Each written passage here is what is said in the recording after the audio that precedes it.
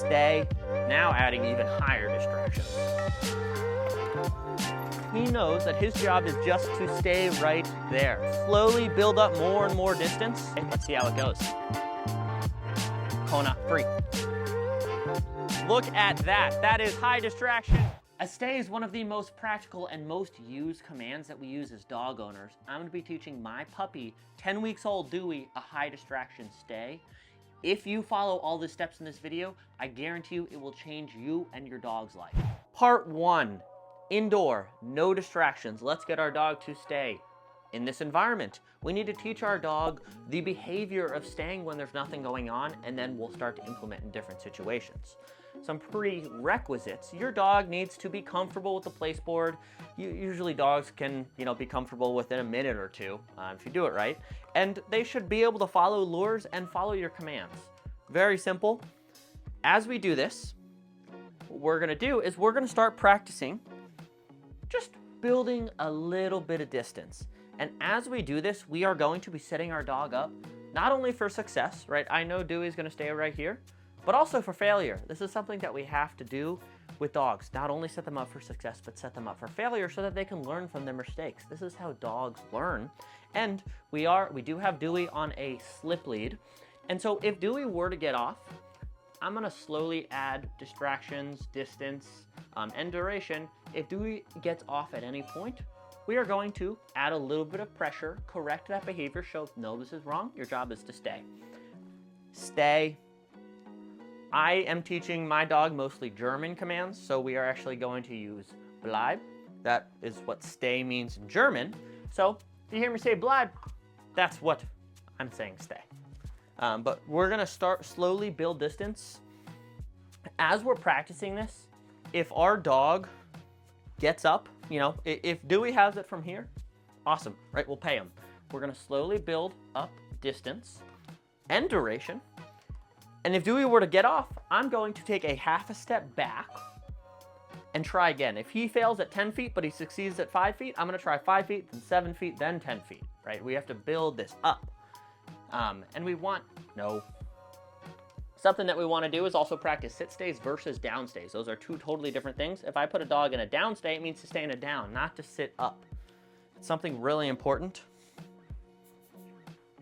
Yes. And as we're doing this, we want to be slowly adding all 3 Ds in training.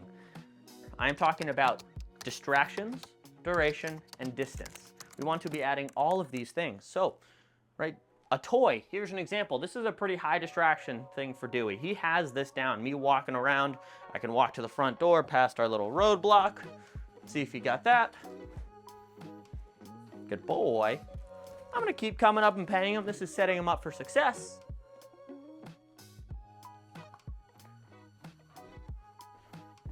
We just want to add a little bit more every single time we do it. Walking out the front door, that's really good practice. Another thing we can do is we can go outside and ring the doorbell.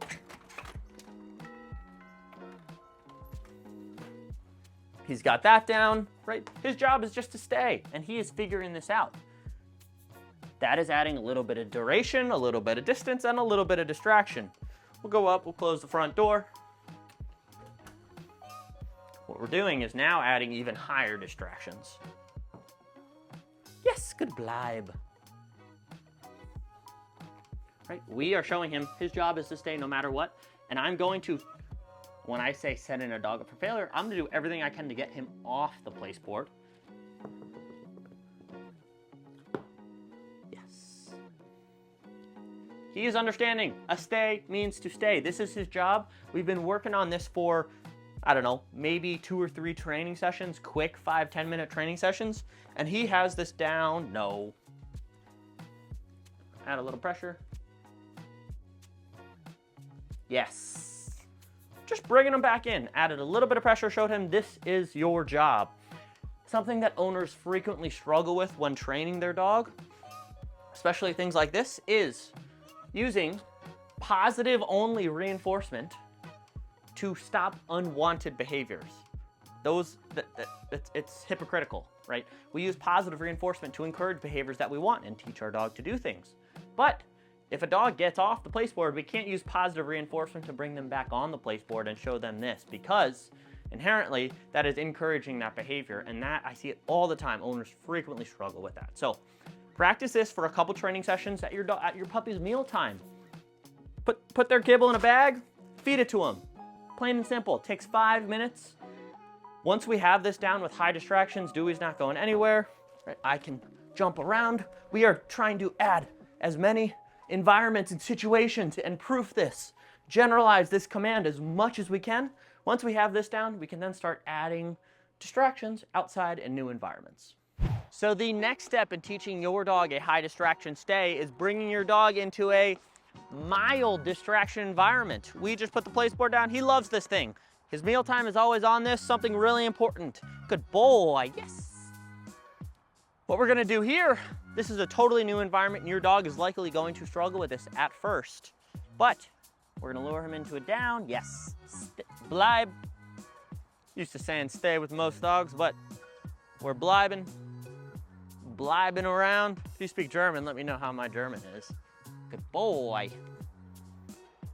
But we're gonna try to slowly build up more and more distance.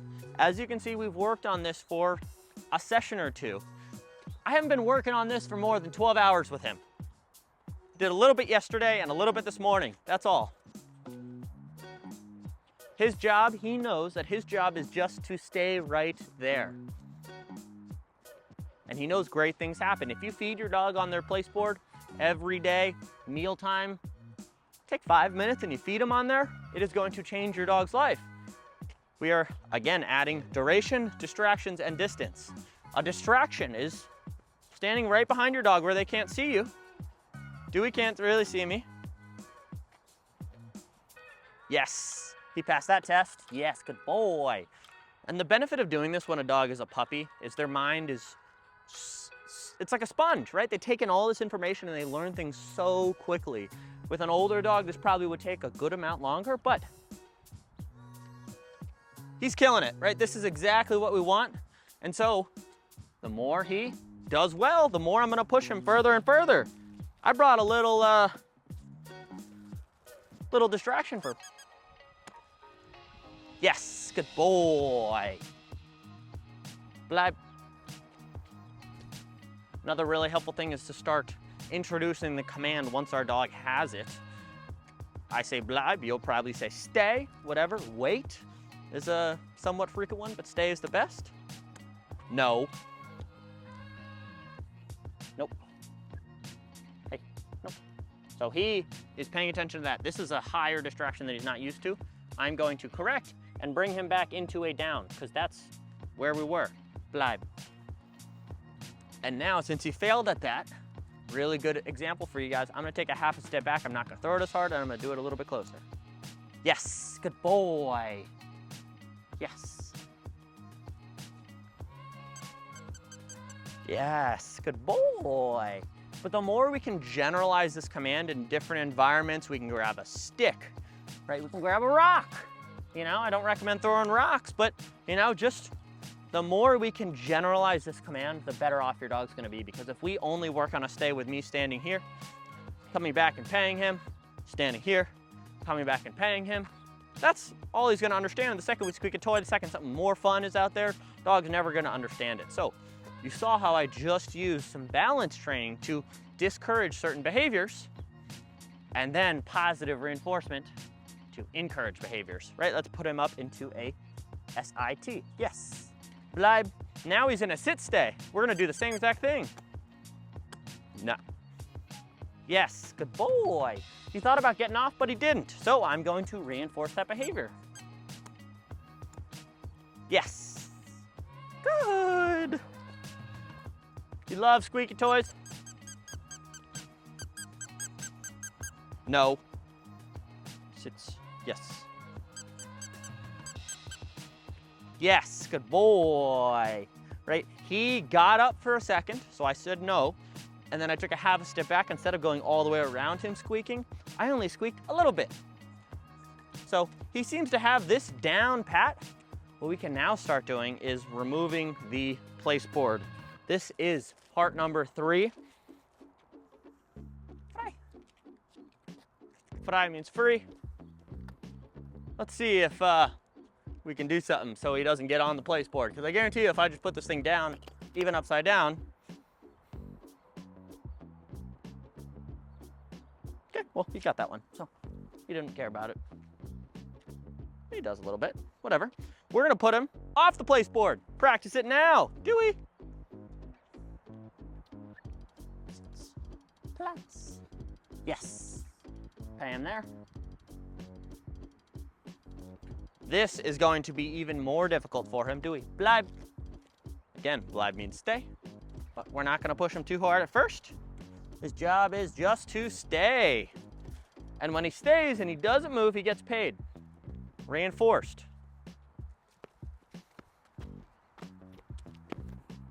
Yes, good boy. The only time I put a dog's food down on the ground is when they're in a down stay and I put it right in between their paws. They get payment right there. Good boy. Bleib. We're going to continue reinforcing the command. You can add distance, duration, and distractions.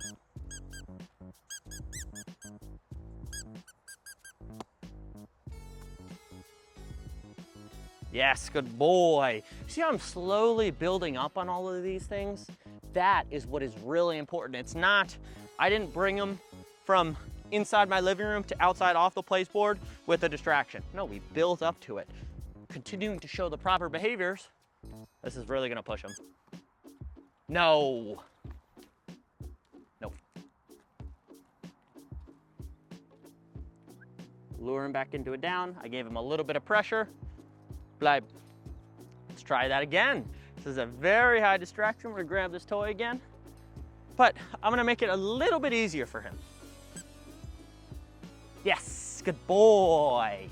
Good. His job is just to stay. It's the only thing he can do. No. Yes. Yes. Bleib. Yes, good boy. See how we're generalizing this command? I got an idea. Let's add one more heavy, high distraction. I'll see you in a second. All right, here is the high distraction I was talking about. It's my other dog, Kona.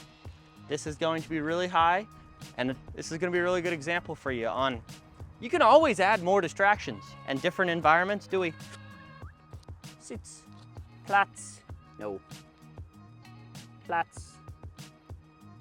He was ignoring me, he was paying attention to Kona. Yes. So, give him a little bit of pressure. No, your job is to pay attention to me. Kona, free. Yes. No. Dewey. Sits. Oh. Yes. Platz. Yes. Not gonna pay him there? Go, you're free. Kona, come. Sit. Yes. Good. Right, I'm using Kona's obedience to kind of control her, slowly add distractions. Kona, hey. Speak. Yes. Good. Right, I'm having Kona do, Kona, free. No. Sits. This is actually part of the reason why I'm teaching him only German commands. So we can use him the opposite way later on in training. Kona, go. Yes, good boy, Dewey. Kona ran right, no. Nope, he got up, nope. That's, yes. Adding pressure, he gets up. We are making it a little bit uncomfortable. No, that is inherently wrong. Kona, come. Down. Yes. Kona, come. Yes, good, Dewey. Good. Free, you're free. Yes, Kona, come. Yes, but you can see, no. The world is your oyster. Sit. Good. If you continue to add distractions, different environments, different situations, different dogs, different toys, different places, the world's your oyster and your dog can have a very high distraction stay by the end of it. If you're practicing this every day, it should only take 2 or 3 days to be at this level of obedience. if you work with a dog for, you know, maybe 3, 5 to 10 minute training sessions a day, you can have this. It's super easy. You got to do it right. Hopefully this was helpful. If you found it helpful, hit the subscribe button. We'll see you in the next one.